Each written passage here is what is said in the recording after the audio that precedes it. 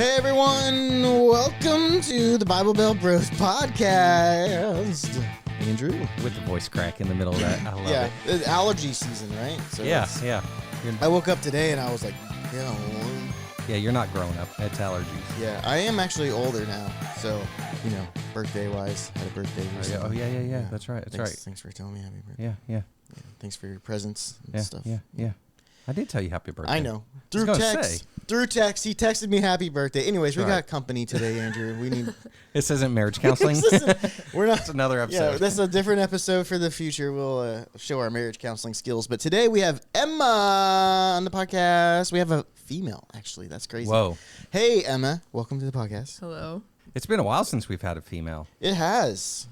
Bible Belt Bros and Babes episode. But no, because we had the lady from Kansas that does books. We had her after. Yeah.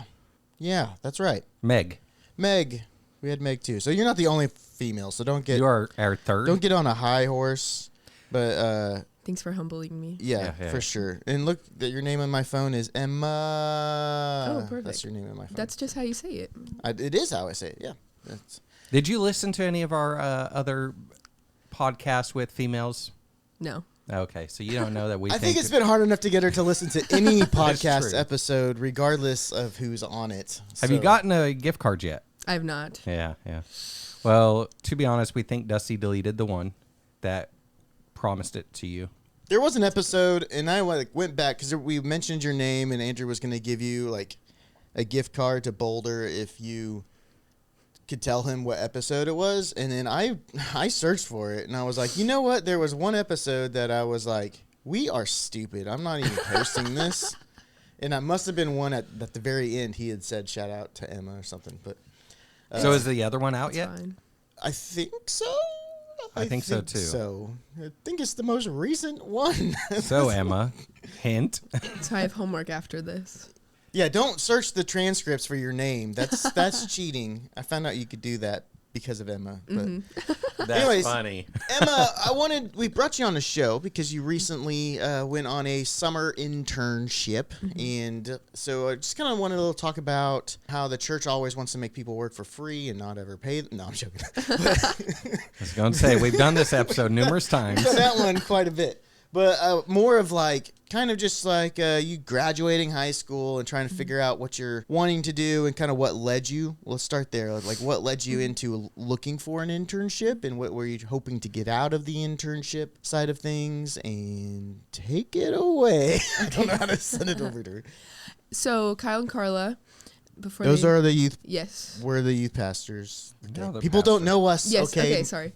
So our now lead pastor and kids director, before they moved to Oklahoma, were in Richmond, Virginia at a church there. And they always are talking about when we were in Virginia, and no one ever knows what they're talking about, right? Because no one is in Virginia. So we were at Passion this past January. Carla was like, hey, you should go do this internship.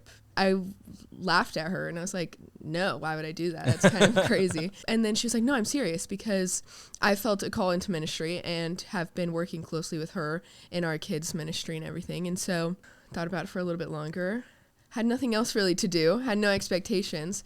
And so I was like, okay, I'll go do it. And so I did. And like I said, I had no expectations because it was very foreign to me. I've never done anything like that before. And so, yeah. So what is Passion? I think it's seniors, 18 to 25, but it was in Atlanta. And so it's a big concert and there's a bunch of speakers and all those things. So Andrew, I don't think you were with me on this, but Passion, I remember back in the day when Passion, you remember a thing called One Day? No. Well, Louis Giglio. Yeah. So it's kind of that kind of Gotcha. circle. Mm-hmm. But they had One Day where it was a kind of like a Woodstock, Christian Woodstock, and it had Chris Tomlin, Matt Redman, David Crowder, all these guys before they became, and it was one day you just went and camped in this field in Texas, and then Nick Parker and I went to it. It was I just graduated or was going to graduate. I can't remember when we did it. Both of us just got in a car and drove to Texas, and he forgot the tent poles, and Rusty was there because he was just getting to Sand Springs as a youth pastor. It was his first summer here, and anyway, so then we had a huge storm come and like flooded the whole entire camp, and so everybody was like wet clothes and everything. But now it's become like more of a conference-y thing. Gotcha. Because I don't know if they did an outdoor one after the crazy fiasco of just downpour, terrible storms with thousands of people stranded in tents. But Gotcha. yeah. So is that what Passion was essentially? Yes, that's exactly what Gotcha. it was. Okay. Sounds good. Did Carla, like, how did she tell you to go or ask you to go? Did she, like, have a vision? Did she feel a calling for you? Like, how did that play out? While we were there, Kyle and Carla kind of only bought one ticket. And so they were going to, like, switch off. One of them come one day, one of them come another day. So that, because their kids were there with us. And so Gotcha. one of them had to stay at the Airbnb with their kids and stuff. And Carla was very pregnant at this time. There was, like, this once... Oh, she really wanted to see Crowder because Crowder was performing. And so she had gone with us this one night, was just like in prayer like the whole time, because if you've ever seen Carla worship, Yes. she really gets into it, right? She's And undignified. yes. Love it, yeah. This night she really wasn't. She was just kind of like in a lot of prayer and whatever. And so then afterwards she was like, hey, I have to tell you something. And I was like, oh my gosh, this is really scary. And so then we get back to the house and we're like playing games forever. And I was like, wait a second, what do you have to tell me? Like what? And she was like, I just really think that you should go do this internship. I feel like it is like from the Lord and he wants you to go do it. And I was like, no. So that's kind of how it happened. Nice. I'm scared when she comes to me like that too. Yes. I get you. That's why I asked. Yeah, because it's always like one, like there's never different ways to interpret it. It's always like the same way. And so you have no idea. It's always extreme. Yes. So how long were you gone as you take a drink of your coffee? I timed that. I left is it Memorial Day or Labor Day that's in May? Memorial. Okay. I left Memorial Day weekend and then came back the like second week of August. So you don't follow that rule of no white after Labor Day? No. Clearly not, because you don't know where Labor Day is. Correct. I just get them mixed up.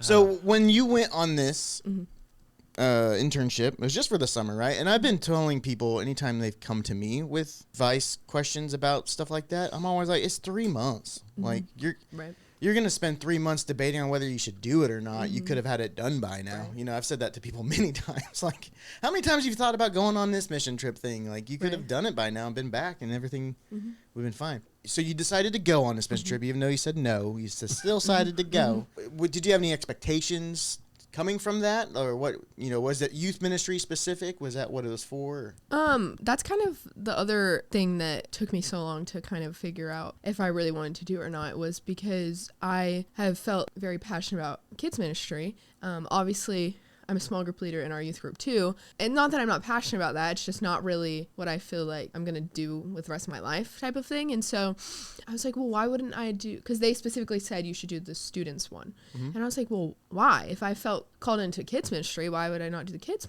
internship or whatever? But what I learned while I was there was that all the interns kind of do things together.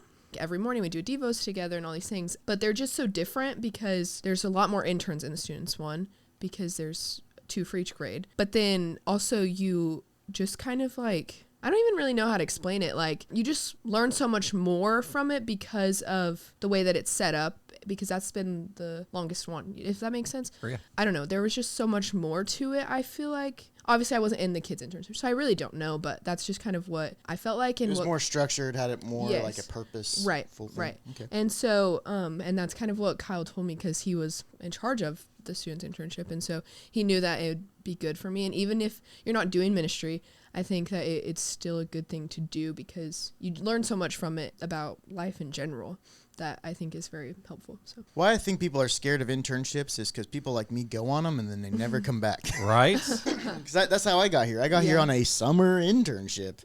Mine wasn't as very structured. I call it the Rusty Guns School of Evangelism is what I went to, which was follow Rusty around everywhere and Do what Rusty does. do what Rusty does. And I don't know what kind of things you had to do. And if maybe you have some funny things, but for me, we wanted to make like a video series out of it, because one time we rented a camp on top of False Creek whenever we went to False Creek Church Camp. Nani Chaha. Called Nani Chaha. And so we had that whole campground to ourselves, and we just like would bus ourselves down to their services that night.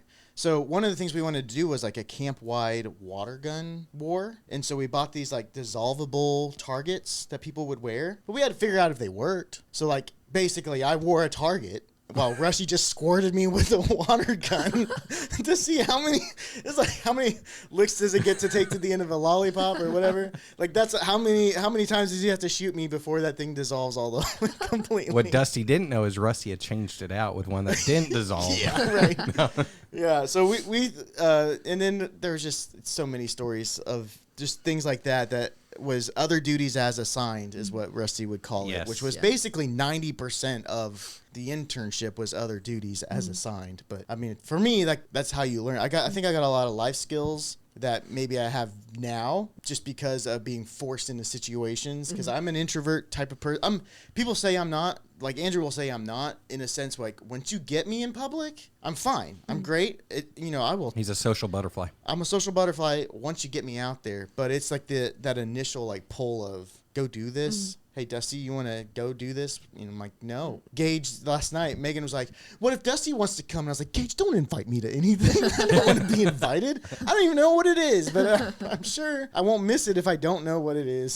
So things like that. But do you have any stories of any crazy things, or was it just pretty like boring, structured? It definitely wasn't boring. There was just...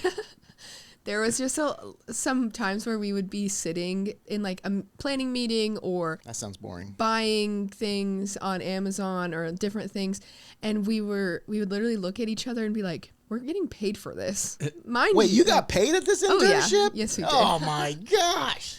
Whenever high school was at their church camp, I was a middle school intern, and so while high school was at their camp, we had to plan a middle school only night because they were the only ones going to be there. And so we're like, of course we have to do something that pertains strictly to middle school. So we chose none other than brain rot night. And so it was like the most tacky event ever, but it was so much fun. And we were buying Fortnite birthday decorations, and we had a toilet sitting in the room, and like, yeah, and we bought, all of the interns bought shirts with their co-lead, like matching brain rot shirts, and ours had a cat on it and it said Rizzler on it. Like just things like that. And it's like, why am I getting paid to do this? Like it was just so crazy, but it was awesome. And then, I don't know. It was so much fun. And so that does sound like fun. Brain rot.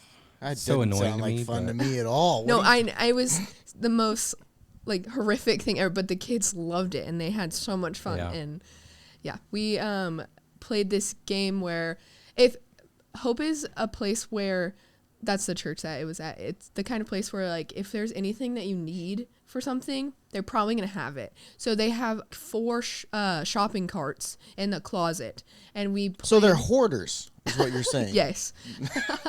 No, we played this game where we went out in the parking lot and we lined up all the kids and got them in a shopping cart, and me and my co-leader would push them toward each other and they would throw balloons at each other, and they would have to, if they threw a balloon at each other, then they won. And so that was the game, and it was so much fun, and I got paid to do it. We just did that for fun. Yeah. But we would push each other into each other. Mm-hmm. But we didn't get paid. Yeah. I think that's the difference here. When did it become a paid internship? I thought internships were like non-paid. Yeah, Dusty did a non-paid internship. I mean, I for lived like 10 with years. Rusty, so technically I had free room and board. And so it was before they had children. For the most part, I was going to say, it took and me a while after. to move out, Yeah. because the 3 months turned into 2 years internship, which was unpaid, mostly unpaid, and I had to get I think I worked at a video store. Yeah. Are you old enough to even know what a Blockbuster video is? We had Blockbusters in Sand Springs. Do you remember Pop and Go? Remember Pop and Go? Because I didn't work at the Blockbuster. I'm not like a chain guy, I'm like. But Pop and Go was a chain too. I know. Because we had Pop and Go in Aurora. Yeah. Was it over by the movie theater? No. Oh. No, Pop and Go was. Well, there was one. It was at CTM. Oh. Yeah, it was. No, it was the West. The one night next door to it. The West. Wild West. Oh, yes. whatever. Yeah. Well, if it was before Megan and Rusty had kids, then no, because Gowan's older than me. Well, no, I think Wait, Gatlin so was... she wasn't born. That's what she's trying to say. I wasn't even born yet when you worked at... Ouch. Anyways, happened. Thanks for coming on the episode, Emma. Never again will you ever... Yeah. Anyways, that had to work a second job to like pay for most of it, but I got the free room and board, and basically Rusty, the most generous person you ever will meet, so he paid for everything else besides maybe like, I don't know, video games. I don't know what else. What else does a kid need at 20 years old, 18 years old? For me, I graduated high school, had Rusty call me and say, hey, you want to come do an internship? And I didn't even know what that meant. And then 2 weeks out of high school. Yeah, I put in my 2 weeks notice at work and told my parents. And just left me alone. Yeah. What a loser. Not salty or anything. And then not at all. Then he romantically followed me back to Tulsa. I did. We were just having a conversation one day. I was at Alltel working at a phone company that shut down a long time ago before you were born. Oh my God. Before cell phones were a big deal. Actually, they were just becoming a big deal. Anyways. You had to pay for minutes, and every time you sent a text message, it cost you like 10 cents. 10 cents, yep. That sounds terrible. You had to wait till 7 p.m. to be able to call somebody for free and not use your minutes. It was the wild, wild west out there. Yikes. Anyways, Dusty, I was just talking to him on one of my breaks, and he goes, why don't you just come out here? Because I was trying to get Dusty back to Missouri. I'm like, you know what? I don't have anything going on. Why don't I just come there? Yeah. And so I think that's the good part, to be in a place where you don't have anything going on. Like Emma, you had nothing going on. We're like, what are you doing at 8:30 in the morning? Nothing? Cool. I'm surprised you said yes. I'm actually surprised you're awake. So yeah, because the one thing, okay, I will say this. I was a little disappointed on you leaving for your internship because I needed a house sitter because I was going on vacation. And so I was like, I had Katie staying at the house, and you're friends with Katie, right? Okay. Right. Sometimes. Well, yeah. Well, and I was like, yeah, Katie and Emma could just crash at our house. Katie had already, because she worked with me, so she already knew Darcy really well, so there was going to be comfortable that way. But then I realized, like, how late you guys stay up. Katie was, at midnight, her day is starting. Like, I texted Avery, like, hey, good job last night at, like, 9 o'clock, right? Because she sang for the first time and all this stuff, and the text back was at 1:30 a.m. I'm like, what are you guys doing? Yeah. Like, come on. Yeah. So night and weekends would have worked great for them, I guess, because that's when when they're awake. So she doesn't know what night and weekends are. yes, That's when phone calls were free on cell phones. Night and weekends. Gosh. Oh man, this has been a depressing episode right now. We're so old, Andrew. All right, so back to internships, Dusty. Not nostalgia. Okay. Well, for me, an internship is nostalgia a bit because that's how it was so long ago. That's how I started. Because it was before I was born. And it was so long. Yeah. And it was so long ago. We were still slinging rocks with slings yeah. when you did your internship. Got it. And I can say this because he's older than me. Bitcoin had just came out, actually. I should have invested all my internship money there. Wait, is that true? Is that true? Yes, 2003. Oh, Yeah. Bitcoin had just launched. I think in 2002, actually. that's crazy. Yeah. So just think where we could have been. Yeah. Knowing me, I would have lost my receipt for how much I had. You didn't have a receipt. You had thumb drives. Oh, I would have whatever it was, I would have lost all my Bitcoin on a thumb drive. Something I'm supposed to keep forever? Come on. Right. All right, so let's get back to internships, Dusty. Okay, internships. So coming out of that, so you done party planning. You're like, wow, I get paid for this. I think when people go into ministry, it can be easily like, this is like the simplest job, but it's really, if you actually do it right, there's a lot that goes into it.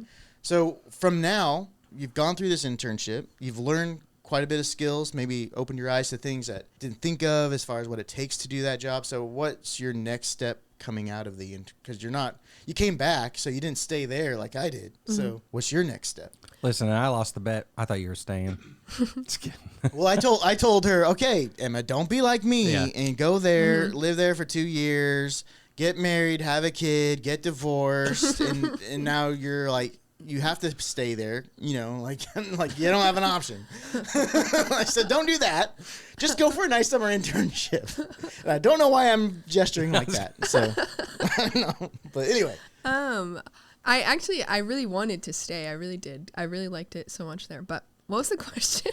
Oh, what's your next step? What are you doing with your life? Yeah. I one thing that I think was really cool was how, like I said before I went into it, I was like really debating, like, are we sure I should do the students one? Like, I still really feel drawn to kids, and the whole time I was there, I loved the internship. I loved it so much. I loved the people that I was interning with. I loved the planning and everything that we were doing. But the whole time, I was still like, man, what could I be learning from the kids' side of it? What would it be like for me to be doing the kids' internship and be learning all the things that they're learning, doing this and whatever, which I think is kind of confirmed for me that is really what I want to do. And then coming back home and jumping right back in with Carla and doing all these things with her. I just really enjoy doing that so much. And so that's kind of... Cool. Follow-up question. Why do you hate teenagers? I do not hate teenagers. Like I said, I loved what we were doing, and I still love doing small group leaders and all that stuff. I think I just love doing the kid stuff more. All right, you can be real in this podcast because we hate young teens. Just kidding. Get off our lawn. Yeah, right. Middle school ministry has been more my thing than... But I think I've always just been pushed into middle school ministry, and now I'm just like... Yeah, because it's what Rusty didn't want to do, so it's what you did. Right. Most people don't want to do it, and but somebody like me, I don't necessarily want the serious conversations. So, let's talk about farts, Like that's... You're on the same wavelength as the sixth graders, so... Keeps me young, Keeps me young. Talk to them about the pop and go. Now I have to have, I get to... They'd probably think it's a dance. I did a magic trick for my group, but they're 9th grade now, so they don't necessarily think it's as cool. But do you feel like you need to do another internship, or do you think that working under Carla in a current opportunity is something that you can, or both? What was your... If you were to do an internship, would you go to another church and try out because that's what I think the cool thing is once you've traveled around a bit is what they do in Virginia and believe sometimes in Virginia is different than Oklahoma, which is different than Texas. And there's just so many different cultures of Christianity just in our own country. Mm-hmm. And then you look outside of that. I've been to church back in the day before you were born. I went to Australia and did a little church tour scene and was able to see just how their belief system's different. The way they worship it is different. So he was in a touring band in Australia. It was a cheesy Christian thing. It was a summer I won't forget. No. But anyway, so if you were to do another internship, do you think you would go somewhere else, or do you think you would just go back to see what their kids thing is like, how different that is, or? I don't know. Whenever I first kind of got done with the internship, I was like, I'm so coming back next year, you know what I mean? Yeah. But obviously that's You're all on just the the emotions and all that stuff. And so I don't know. I don't really think I would do it again. I think it would be great, but I don't feel like I need to. I think kind of ended well, and I don't know. I haven't really thought about doing another one, somewhere else or anything like that, but maybe. I don't know. So Dusty does all these, deep and very thoughtful questions and things like that. Deeper. I just want to know, what was the hardest part of it? Definitely. I'm very shallow. Sorry. The hardest part definitely was just going, I think, because I like being around people and I like talking to people and I like all of those things, but I'm never going to be the first person to say anything in a room, or I'm not going to be the first person to walk up to somebody and start a conversation with them or anything like that. But once we start talking, Amen, sister. Once we start talking and getting to know each other and whatever, then it's great and I want to be around you and talk to you and whatever. But trying new things, all of that, not really my jam. The first day we got there and we were going on a retreat, and so I walk into this room and it's all of these kids my age and they're all talking and mingling and whatever, and I was just kind of standing in the corner oh my gosh, I need to leave right now. But then what have I done? Yeah. And so that was probably just the hardest part, was just waiting for someone to come talk to me, because I was not going to go talk to someone first, of course. But in the end, I've made some of the best friends ever, and so it was definitely worth it. But definitely the hardest part was just getting into it and just starting it. So not that we'll have people listening to us, but if someone that's thinking about doing an internship, what advice would you give them? Just do it. I think have an open mind and just be ready to receive what the Lord has for you. And I think that going into it, obviously, if you're doing the same kind of internship that I did, where you're a small group leader and you're leading kids and whatever, obviously you're there to guide them and help them. But in the end, there's honestly probably going to be so much for you to learn, and just be just be open to that. So how big was this church? It was huge. Okay. It was so big. They have like on a Sunday It's morning. a paid internship, Andrew. They have money. They on a Sunday morning they run 6 services. Dang. Yeah. So. All on one day? Yeah, so they have the building that we do students in. It's called the Lodge, and so they have 2 buildings on the campus. So they have the main building, and then the Lodge, and so they run 3 morning services. They have an 8 a.m., a 9, and like a 10:30 or something like that. Those are probably the wrong times, but they have 3 there, and then they do 2 at the Lodge, and then they do a night one, and then their online ones. Do you think it was beneficial to do the internship not at the church that you're currently attending? Do you think that was helping you? Yeah, for sure. I think that it definitely helped me to just see something from a different point of view, because it's obviously very different than our church. And so just to get something like completely brand new altogether was really cool. Well, and I took it as more of learning from somebody who hasn't been your youth pastor for the last 4 or 5 years, and like hearing, even if it's the same thing, sometimes hearing it from somebody else. Yeah, I think too, I've had kind of issue, I guess, with like going to, if I visited another church or been to like a young adults thing at a different church or something like that, having a hard time almost like trusting what the person's saying because it's not who I'm used to talking, if that makes sense. And so obviously that's not like valid by any means, but just like I've had a hard time with allowing myself to have an open mind with like people I've never heard speak before. So getting to just be around all new people in general was, I think, really good for me to experience. So now our church is a non-denom with Baptist ties. What was that, a non-denom as well, or? They were evangelical Presbyterian. Okay. Yes. I almost said Pentecostal, but it was not that. So very different than what you're used to. Yeah. And so the people that were in that internship, were they mainly Presbyterian denom, or were they all different denoms? A lot of people grew up at Hope. It's kind of almost like a rite of passage there, where like you grow up in the in the students ministry and whatever, and then you go to college, and then you join the internship and all that. So there was a lot of people there, but even though it was technically like another denomination, I feel like most people, at least the interns, I feel like we were all pretty like-minded, had a lot of the same beliefs and everything. But then there was also a couple people that I kind of bonded with just because we weren't from there and we had no ties to the church at all. That was really cool too, to have people that were kind of also being like, what the heck's going on here? But yeah. Cool. Dusty, you make things so awkward. I sometimes do it on purpose, and I sometimes, it's my natural. You're going to kill our guest over here, Dusty. Dying. Yeah, I naturally kind of am that way, so you kind of just. I think she's actually dying, Dusty. If we can call 911.